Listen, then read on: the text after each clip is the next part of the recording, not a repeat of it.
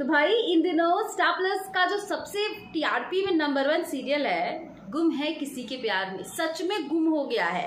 सच में उसमें इतने ज्यादा इंटरेस्टिंग, इतनी ज्यादा एंटरटेनमेंट आ गई है कि अब जो दर्शक हैं इस सीरियल के उनको और भी ज्यादा मजा आने लगा है। जी हाँ, जब से चिन्मय की एंट्री हुई है तब से अब इतने ज्यादा ट्विस्ट आ गए हैं सीरियल में कि इस सीरियल ने सबका ध्यान अपनी तरफ खींच लिया है। रोज नए नए राज खुल रहे हैं, हर दिन नया नया अपडेट हो रहा है और चिन्मय हर दिन अपने एक नए बात के साथ आ रहा है। दरअसल हुआ यूं है कि अब शिखा चिन्मय से कहती है कि मुझे अच्छा नहीं लगता है मैं घर में सोऊं, आप यहाँ सोई।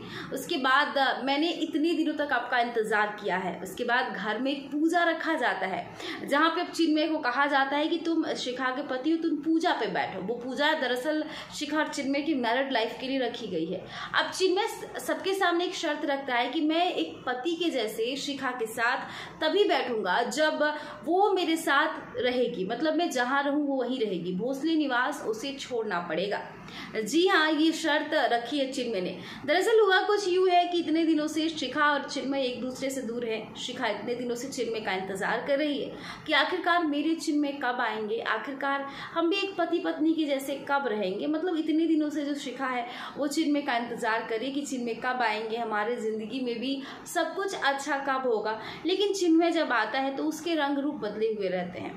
अब क्या होता है कि मतलब उसे लगता ही नहीं है कि वो उसके चिन्मय है। शिखा सारी बातें सभी को बताती है कि कैसे चिन्मय उसका ख्याल रखते थे, कैसे चिन्मय उसके लिए अदरक की चाय बनाते थे, कैसे चिन्मय शिखा के लिए अपनी आई यानी कि अक्का साहब से लड़ जाते थे कि शिखा के साथ गलत हो रहा है, कैसे शिखा का ख्याल चिन्मय रखते थे। भले ही उन दोनों के बीच में पति पत्नी जैसा कोई रिश्ता नहीं था, लेकिन वो बहुत ही ज़्यादा ख्याल रखते थे। अब सभी को भी इस बात की चिंता है कि आखिरकार क्या हुआ है। अब इधर चिन्मय के पास जाकर शिखा बहुत कुछ कहती है। उसके बाद अब एक पूजा घर में रखी जाती है क्योंकि इतने दिनों से दोनों दूर हैं। हो सकता है इस पूजा के बाद दोनों के रिश्ते की एक नई शुरुआत हो।